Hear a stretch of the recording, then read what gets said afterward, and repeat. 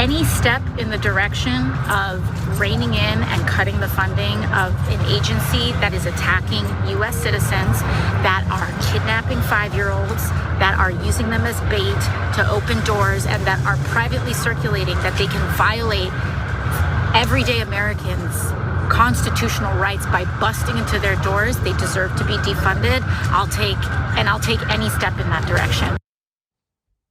AOC is obviously right there. What ICE has been doing is insane. The American people don't like it. It's almost like a perfect storm to finally get the defunding of ICE that we've been asking for. Everything is there to make it so that Democrats do not need to be afraid of finally doing something about this out of control organization. And what do you know? All of this happens as a budget request goes up for a vote for more funds for ICE. And so the Democrats spring into action and help the Republicans pass the funding for ICE and for DHS with some minor limitations. Maybe we'll see if AOC likes that. That's many steps in the right direction. And she obviously wasn't one of those who voted for it. But 7 Democrats voted to give ICE $10 billion and Border Patrol $18.3 billion. Lots of billions going around. Remember, there's no money for Medicaid. There's no money for food stamps. There's no money for that Colorado pipeline. No money for any of that stuff. But ICE, Border Patrol, they're just gonna make it rain until the end of time or the end of our constitutional republic. Here are the Democrats, by the way, that crossed party lines to vote with the Republicans. Henry Cuellar, what do you know, Henry Cuellar? Don Davis, Laura Gillen, Jared Golden, Vicente Gonzalez, Mary Glusenkamp, Perez, Tom Suozzi, and one Republican, Thomas Massey, did not vote for it. So Thomas Massey getting more, he's working early on that Turk of the Year, I guess. So it did pass fairly narrowly. If all of those Democrats had stayed with the other Democrats, it would not have passed. Here's what it does. It maintains funding for ICE at $10 billion. Still, it includes some guardrails, including allocating $20 million of the budget to body cameras for ICE and CBP. Obviously, we've been reminded in the last few weeks that when there is footage of ICE abuses, that leads to positive change. As long as we can see them doing a terrible thing, then obviously they'll have to stop doing those terrible things. Sarcasm free of charge. They're reducing $115 million from ICE enforcement and removal operations. 115 million out of the billions they're spending. It cuts Border Patrol funding by $1.8 billion and provides $20 million for mandated independent oversight of detention facilities. But again, like we've had many reports about the abuses at these facilities. We've been doing that for a long time.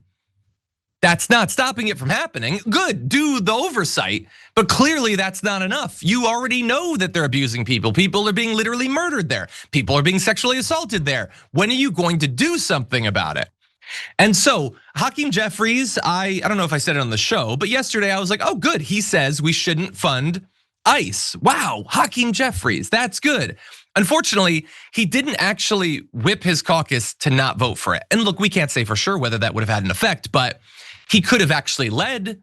He's the leader, but he didn't. He didn't actually pressure them to vote with the rest of the Democrats. And what do you know? Just enough peeled off to get it passed. And so we're being told they're still terrified of being labeled anti-law enforcement. They want this to go away so they can talk about the cost of living more. Problem is, it's not going away.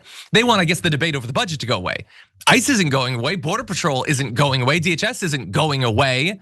God damn, they are so terrified, and the polling has already shown that people do not want this. How much more reassurance do they need, Brett?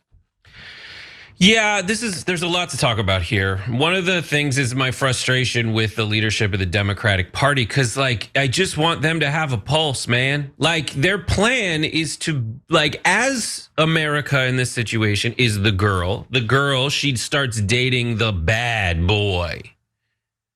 And this guy that is the Democratic leadership is just sitting there knowing it's not gonna work out with the bad boy. And she may well die in a motorcycle accident.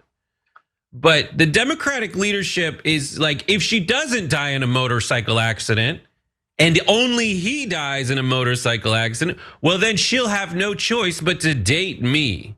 But the problem is, and I say this with all respect for America and its institutions, she doesn't find you attractive.